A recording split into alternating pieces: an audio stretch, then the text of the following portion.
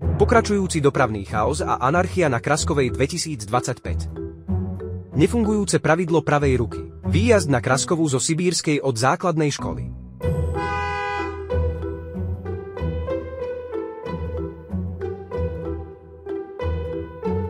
Výjazd na Kraskovu z Mikovínyho ulice.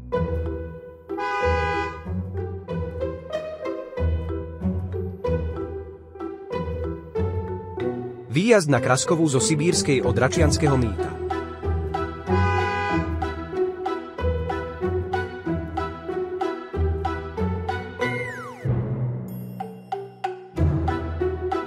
Výjazd na Kraskovu z Cígera Hronského.